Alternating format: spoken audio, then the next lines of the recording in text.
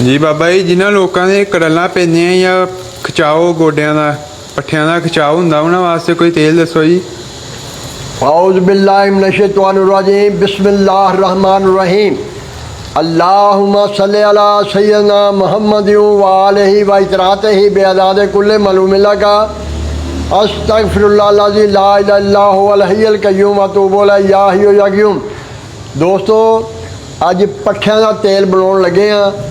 पहले भी बनाए सीगे, लोग फिर बार बार पुछदे दोस्त जिन्हां दे कड़ल्लां पैंदियां, जिन्हां दे पट्ठे खिचाओ आ, पट्ठियां दा खिचाओ आ, उन्हां वास्ते तेल बनाउण लगे हाँ।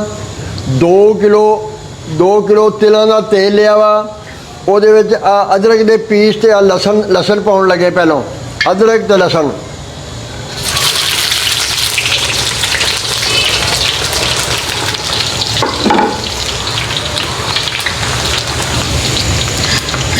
उस तो बाद 2 चमचियाँ तिलों दियाँ, 2 चमचे सरों के बीज ये पाउण लगे हाँ। ये जो पक जूगा, लसन जड़ा पक जूगा, अदरक पक जूगा, बाकी चीज़ां फिर पाउणियां। 2 चमचियाँ हल्दी दियाँ, 2 चमचियाँ अजवैन दियाँ, देसी अजवैन दियाँ।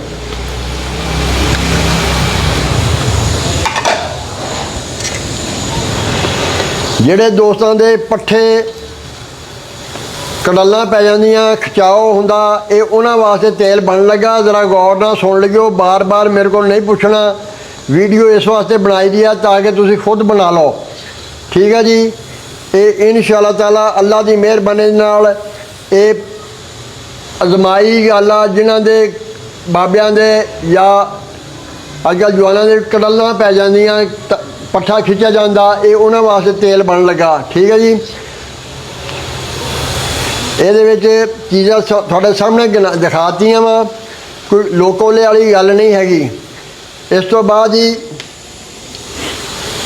यह दालचीनी आ, यह जलपत्री आ, यह लौंग आ, यह जैफल आ। दालचीनी, जलपत्री, आ जैफल, ਇਹ ਲੌਂਗ, ਇਹ ਜੈਫਲ ਆ।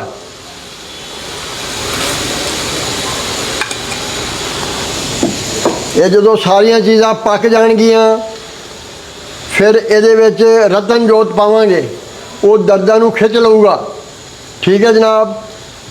ਜਿਹੜੇ ਦੋਸਤ ਕੋ ਨੇ ਮੋਢਿਆਂ ਦੀ ਤਕਲੀਫ ਆ, ਮੋਢਿਆਂ ਦਾ ਤੇਲ ਜਿਹੜਾ ਮੇਰੇ ਡੇਰੇ 'ਤੇ ਆਵੇਗਾ ਉਹਨੂੰ ਫੀਸ ਬਿੱਲਾ ਦਿੱਤਾ ਜਾਊਗਾ और दम भी करांगे। इतवार वाले दिन लंगर पानी भी खवाईदा। दोस्तों मेरा एड्रैस जोड़ा है साहिवाल तो या मिंडगुड़ी जिन्होंने कहते हैं, मिंडगुड़ी तो अगे आरा वाले तो 2 किलोमीटर से पंजाब कॉलेज है कबूले रोड से, वो नज़दीक साढ़े चक है 69 EB उगरू, ठीक है जी। जेडे दोस्त नूं ना समझ लगे दोबारा मेरे वीडियो वेख के प्लीज़ मेहरबानी करके जी मैं वीडियो बनाना उन्होंने फॉलो भी करो, शेयर भी करो ताकि दोस्तों तक पहुँच जाए। कई दोस्त इन्नी दिलचस्पी लेंदे आ कि वो आपदे गां दोस्तों भी वीडियो भेजते हैं, ठीक है जी। इंशाअल्लाह ताला अल्लाह की मेहरबानी नाल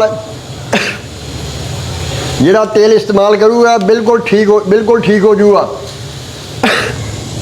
ये हुण जनाब रतन जोत पाई है, ये दर्दां नूं खिच लैंदी है। मेरा WhatsApp नंबर है 0302 98 21 369।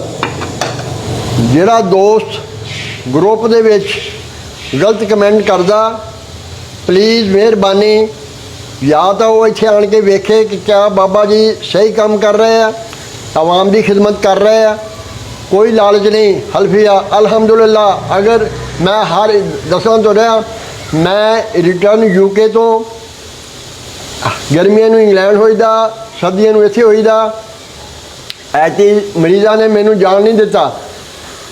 2 बच्चे इंग्लैंड जा, इत्थे अल्हम्दुलिल्लाह कबूले रोड ते PSO पंप पैनल फैक्ट्री, बहुत अल्लाह की मेहरबानी है। कोई पैसों का लालच नहीं हैगा, आवाम की खिदमत कर रहे हैं।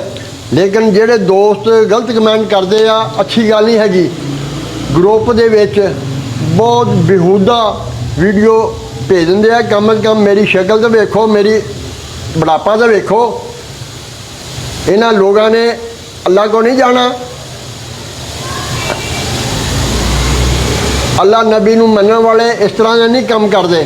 ਜਿਹੜਾ ਮਾਂ ਪਿਓ ਭੈਣਾਂ ਭਰਾਵਾਂ ਧੀਆਂ ਵਾਲੇ ਨਹੀਂ ਉਹ ਕੰਮ ਕਰਦੇ।